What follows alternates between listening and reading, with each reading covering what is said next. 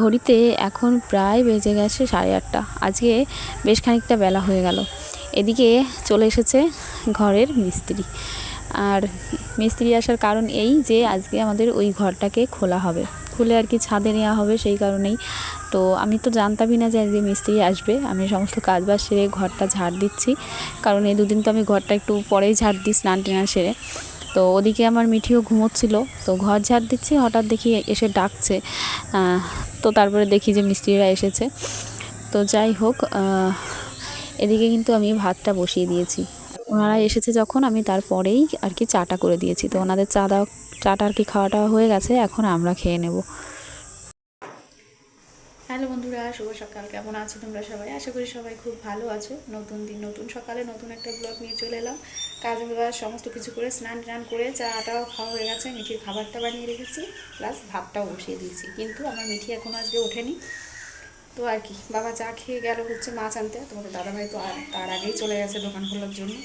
তো মাছটা এখনও আসেনি, আজকে একটু তাড়াতাড়ি, কারণ ওই মিস্ত্রিরা এসেছে আর কি, আমাদের ওই ঘরটা খুলবে, ছাদের উপর তোলা হবে। তো আজকে সবটা তো হবে না, হাফটা হয়তো হবে।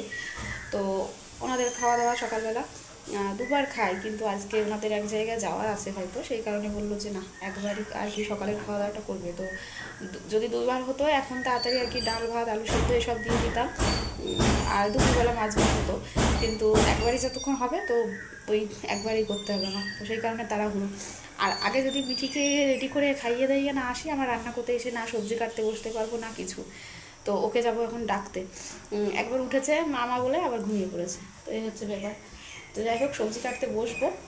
মাছটা আসলে মা মাছটা কেটে দেবে, আমি যাই দেখি যে আস্তে আস্তে মাছটা আস্তে আস্তে ওকে একটু তুলে আর কি ইয়ে করতে পারি নাকি, উঠিয়ে ব্রাশ ট্রাশ করিয়ে দিতে হবে, খাওয়াতে হবে।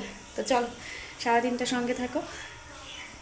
এদিকে দেখো, আজকে রুই মাছ আর ছোট বড় মানে সব রকমের সাইজের পুঁটি মাছ, এই 2 রকমের মাছ দিয়েছিল। তো ওদিকে ভাতটা হয়ে গেছে, আমি মাঠটা গেলে আর কি আবার উনুনের পর দিলাম হাঁড়িটা, আর এদিকে কড়াইটা বসিয়ে তেলটা গরম করে নিচ্ছি। আর যখনই মাছটা উঠাতে যাচ্ছি, মাছটা যেন খুন্তিতে উঠছেই না।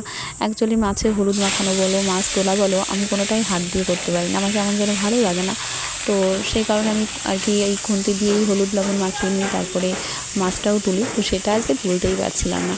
তো ওদিকে তো মাছ দিয়ে দিয়েছি কড়াইতে, আর এদিকে আমার সোনা পাখিটা এসে চুপ করে ওখানে টুলের ওপর বসেছে। অ্যাকচুয়ালি ওখানে বসে আমি সবজি কাটাকুটি করছিলাম বাইরে বসে, আর ওই টুলটা ওখানে রয়েছে। তো ও এসে এখানে বসে চুপ করে বসে আছে। যখন বললাম মা কী হয়েছে, ও কত কিছু বলছে।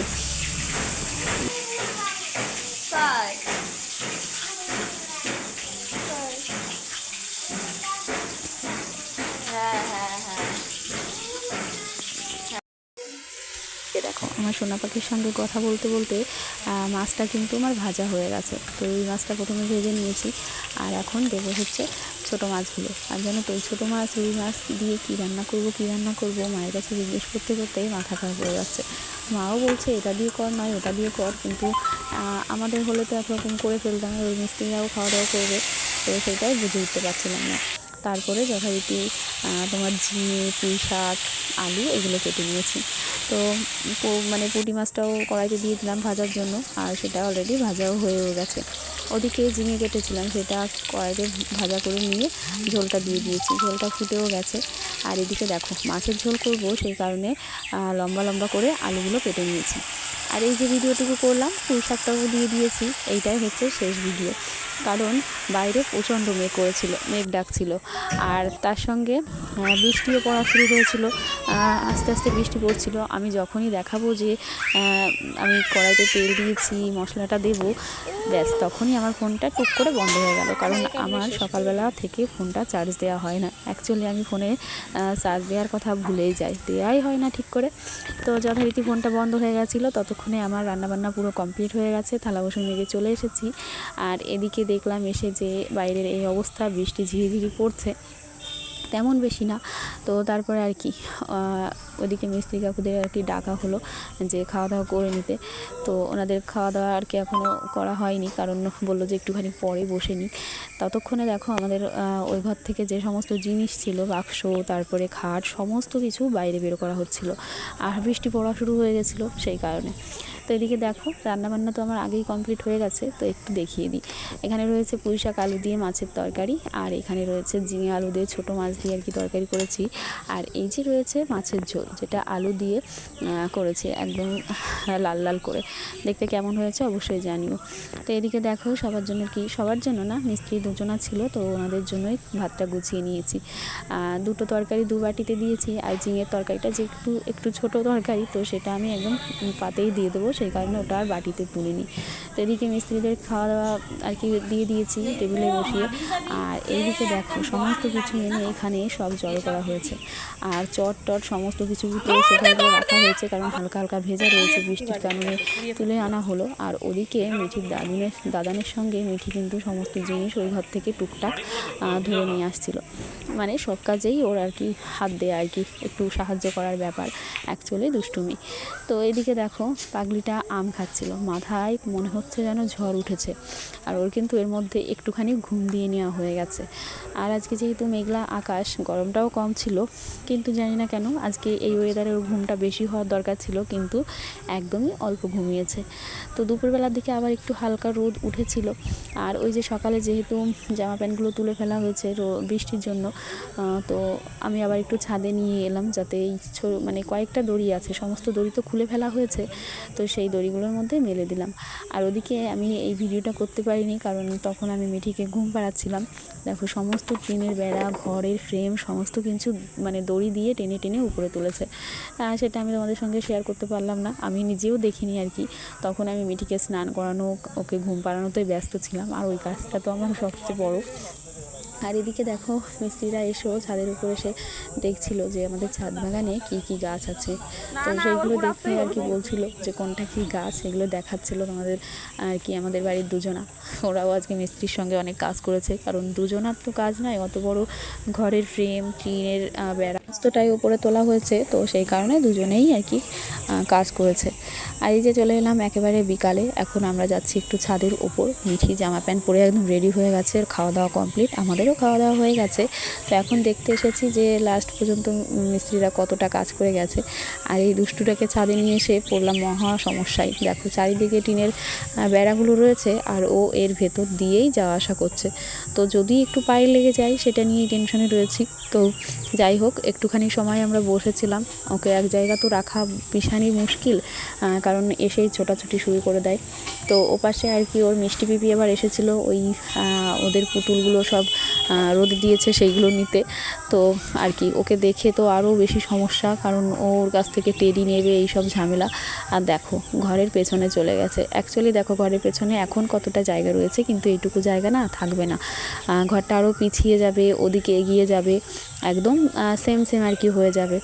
তো যখন হবে তোমাদের আবার দেখাবো, কালকে তো আসবে না মিস্ত্রি, পরের দিন যখন হবে তখন। আর এদিকে আমি বালতিটা নিয়ে এসেছি, এইখান দিয়ে এই দড়িটা বেঁধে নিচের থেকে জলের পাইপটা তুলবো, কারণ ওই ছাদে জল দেওয়ার ব্যাপারটা ফুল গাছে ভীষণই কষ্টকর এইভাবে বালতিতে করে জল টেনে তুলতে। তো এই বুদ্ধিটা আর কি বার করা হয়েছে, যে পাইপ ওপরে নিয়ে এসে জল ভর্তি করে নেওয়া।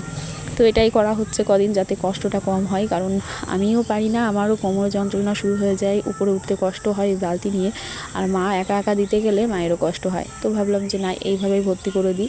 আর এদিকে দেখো আমাদের ড্রাগনের গাছের ফুলটা একদম শুকিয়ে গেছে, আমরা তো ভাবছিলাম হয়তো ফলটা হবেই না, নষ্ট হয়ে গেছে। তো মামিরা দেখে বলল না, যে এই রকমই হয়, অ্যাকচুয়ালি ওটাই ফল, কিন্তু জানি না কতদূর কী হবে, মনে হচ্ছে যেন কেমন শুকিয়ে গেছে, কেমন একটা সতেজ ভাব নেই।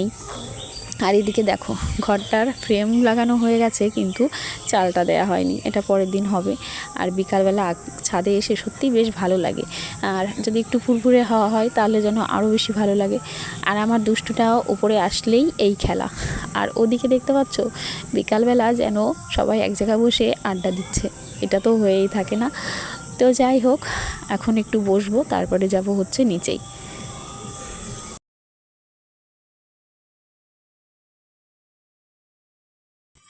এখন এই জায়গাতে বসেছি, আর ওদিকে মামি এসেছিল মিষ্টির সঙ্গে, আর এসে কত রকমের কথা যে বলছে, তো সেইগুলো শুনছিলাম আর কথা বলছিলাম। তো সেগুলো তোমাদেরকে আর নাই বা শোনাই, মামির সঙ্গে আর কি ফাজলামি একটু চলে। ওইদিকে দেখো মিষ্টি তো সমস্ত টেডিগুলো নিয়ে হাতে দাঁড়িয়ে আছে, আবার হাইও বলছে তোমাদেরকে। ও যখনই দেখে যে বৌদি ভিডিও করছে তখনই কিন্তু একটু হাই হ্যালো করে দেয়। আর ও আগে একটু ভিডিও করতো, কিন্তু এখনও তো ছোটো, তো সেই কারণে মা বন্ধ করে দিয়েছে। তো একদম চলে এলাম সন্ধ্যার সময় রান্নাঘরে। এইটা হচ্ছে একটা মিষ্টি চানাচুরের প্যাকেট, যেটা সকালবেলায় নিয়ে এসেছিলো তোমাদের দাদাভাই, কিন্তু তখন আর আমি উঠে আর কি প্যাকেটটা ঢালা হয়নি কৌটোতে, তো এখন ঢেলে নিলাম। আর এদিকে দুধটা গরম করতে বসিয়েছি, কারণ মিঠি বলছে আর কি দুধ দিয়ে বিস্কুট দিয়ে খাবে, তো সেই কারণে। আর একটুখানি চানাচুর যেটা আর কি প্যাকেটে ছিল সেটা আমরা বাটিতেই ঢেলে নিলাম, আর ঢালতে গিয়েই যা উল্টে গেল। তো আর কি করার। তো যাই হোক, আমি রান্নাঘরে যখন এসে গেছি তখন আমার মনে হচ্ছিল যে আমি আবার রান্নাঘরে পরে আসবো, তো একবারেই কাজ সেরে যাই। ভাত বসিয়ে দিয়েছি, আর আলু পটল বেগুন এগুলো কেটে নিয়েছি ভাজার জন্য। তো যথারীতি ভাজা হয়ে গেছে। আর দুটো রুটি করেছিলাম মিঠিকে খাওয়াবো বলে দুধ দিয়ে। তো যাই হোক, আজকে ভিডিওটা একদমই ছোট হয়েছে। তো এইটুকুই আজকে, দেখা হচ্ছে পরের দিন। আজকের ভিডিওটা এইটুকু। সবাই ভালো থেকো, সুস্থ থেকো, আর অবশ্যই জানিও কেমন লাগলো।